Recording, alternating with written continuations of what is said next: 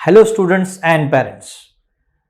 Today we are here to discuss a very important thing which is about the term second of the ICSE year 2022.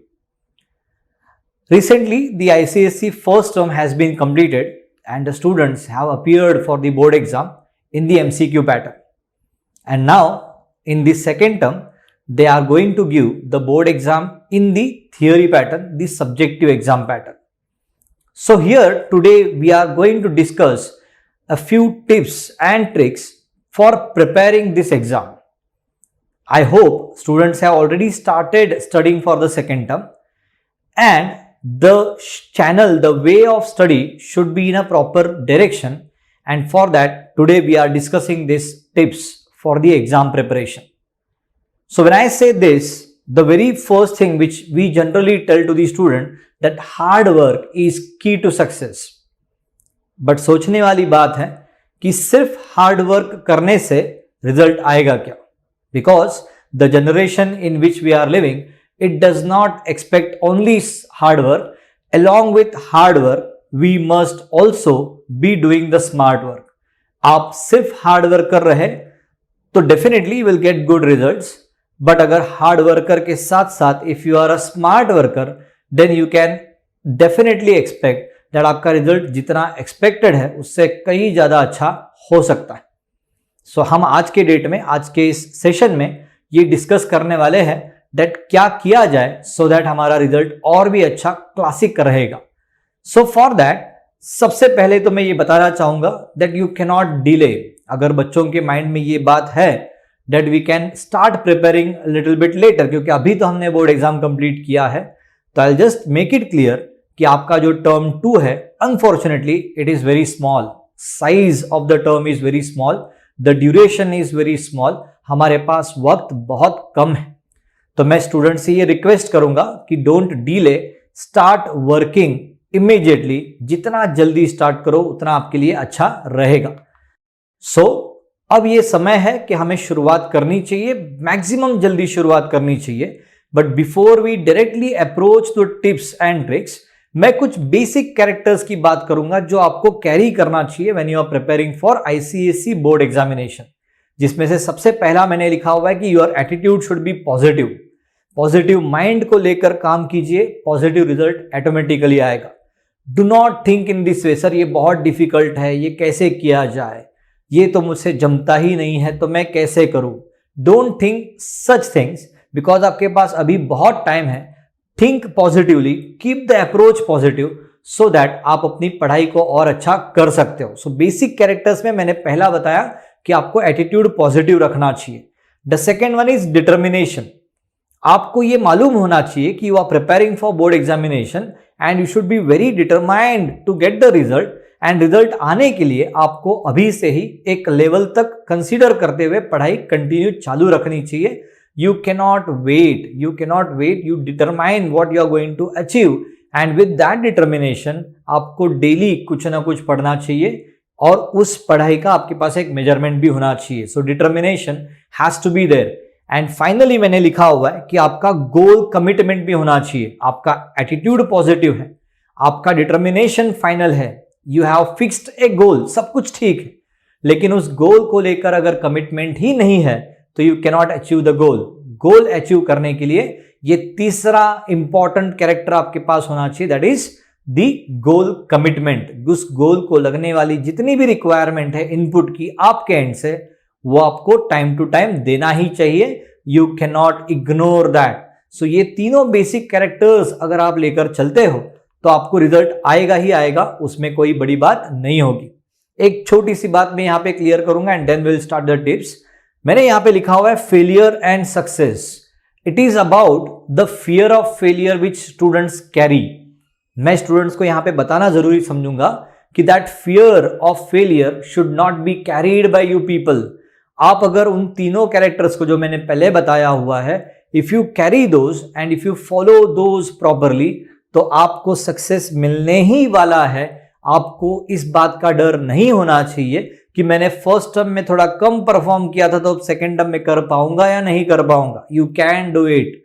सो वो fear of failure जो है उसको थोड़ा सा side में रखिए, तो हम अभी ट्रिक्स एंड टिप्स को शुरुआत कर सकते हैं।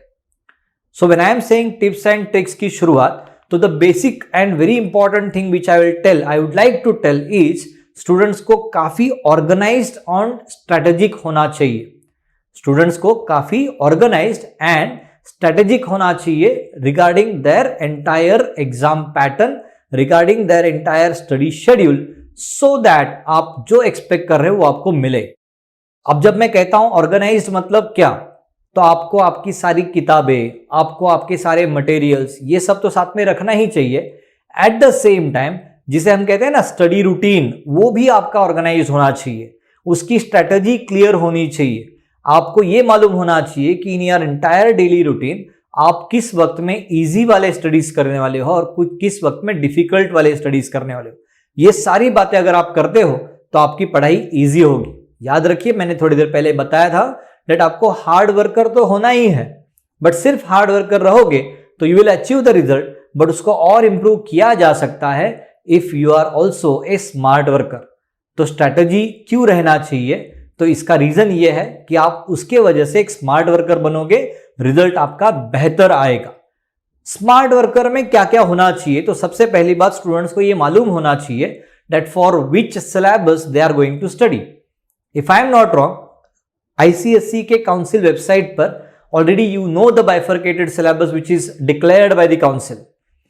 Look at that bifurcated syllabus, you will directly get a list, and ये जो लिस्ट मुझे मिलेगा जिसमें मैं सारे सब्जेक्ट्स के सारे टॉपिक्स कवर करता हूं, ये मुझे ये बताएगा, इससे मुझे ये मालूम होगा that these topics are there for my exam and how many of them I have completed or how many I am supposed to complete in what time।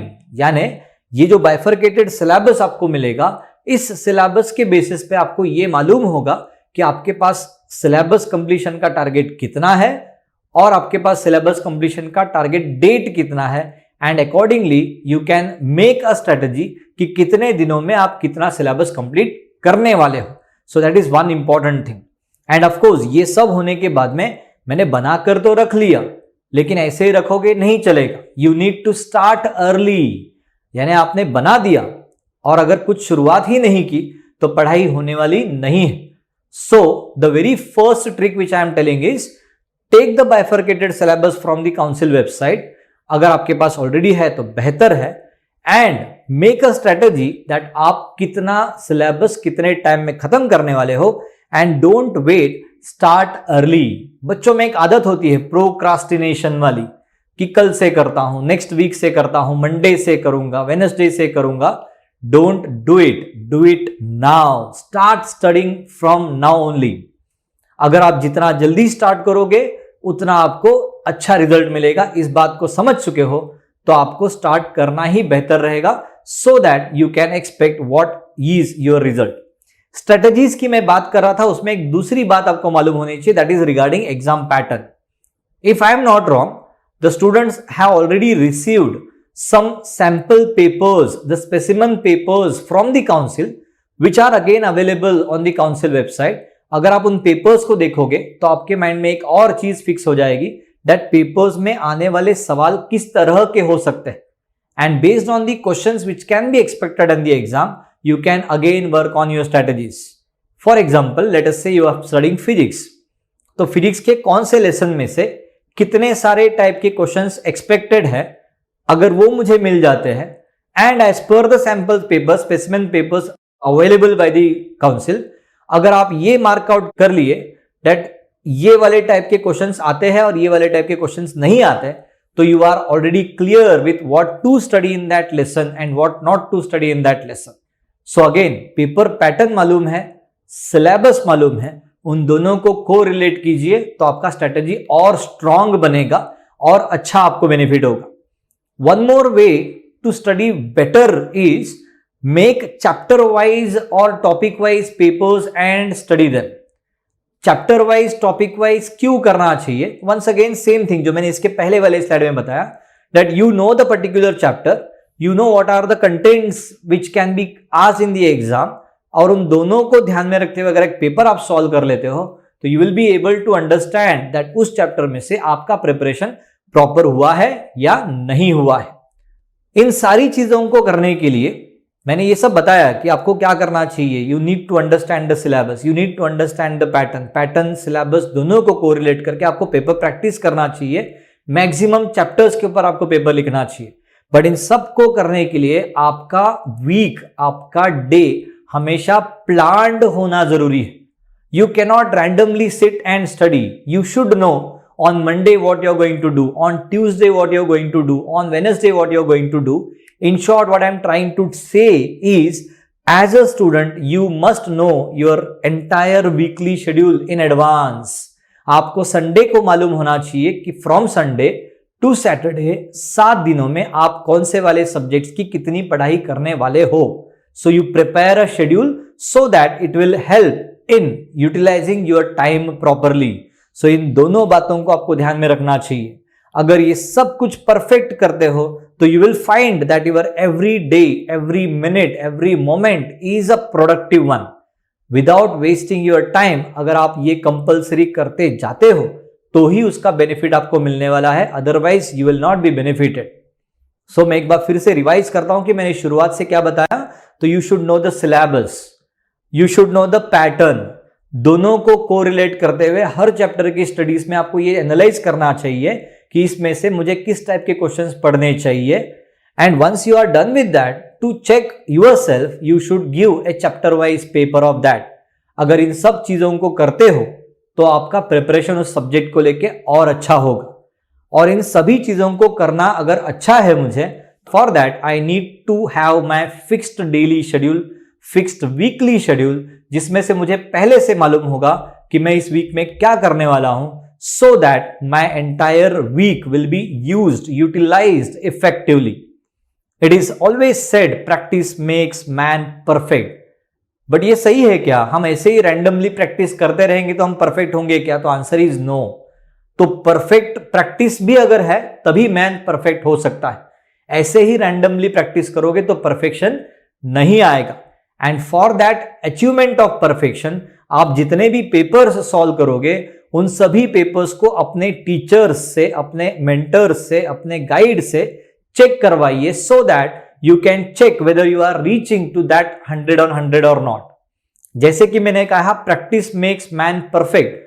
तो अगर प्रैक्टिस मालूम है, सिलेबस मालूम है, पैटर्न मालूम है, आपकी स्ट्रेटेजी वर्क कर रही है, तो 100 on 100 is not a big task for us. And especially when it comes to ICSE, it is seen that 100 on 100, scoring 100 on 100 in any subject is not difficult if you are making a proper strategy on it, if you are conceptually strong in that subject. So 100 on 100 लाने के लिए आपको teachers से papers को check करके उसे rectify करना चाहिए, so that you will be able to score good marks. Along with that, one more important thing which I want to specify is, आप जब अपनी पढ़ाई करते हो तो आपको आपके सिलेबस को शॉर्ट नोट्स के फॉर्म में लिखना चाहिए. ओके, अब पॉसिबल नहीं है कि आप हर चीज को शॉर्ट नोट के फॉर्म में लिखो, but see to it that all the important topics which are mentioned by your teachers during lectures, you are noting them as short notes for you. Short notes का सबसे बड़ा benefit ये होता है that during the time of revision it saves your time. मैंने पहले ही बताया था कि हमारे पास टाइम ऑलरेडी बहुत कम है. If I have something summarised in the form of entire chapter, तो that summary of chapter will save my time when I am revising the entire subject. और सब्जेक्ट रिवाइज करते समय अगर मेरा टाइम बच गया तो मैं ये मानकर चल सकता हूं कि after I complete my entire syllabus I can revise the entire syllabus in the span of 5 to 6 hours, जो मेरे एग्जाम डेज के लिए बहुत बहुत इफेक्टिवली काम दे सकता है. बच्चों ये भी बात आपको ध्यान में रखना चाहिए that you should keep at least the last month for your revision time. मानकर चलते हैं कि हमारा एग्जाम मार्च एंड में अगर शुरू होता है तो मेरा फरवरी एंड तक अपना सिलेबस पूरा पढ़कर होना चाहिए, so that one entire month I will be utilising for preparing for board examination, जिसमें आप मैक्सिमम पेपर्स की प्रैक्टिस कर सकते हो, मैक्सिमम रेक्टिफिकेशंस कर सकते हो, आपकी सारी गलतियां आप सुधार सकते हो, so that you can always aim to score that 100 on 100. 100 on 100 के लिए एम करोगे, पूरा 100 अगर नहीं भी आता है तो भी you will almost reach to near to that 100.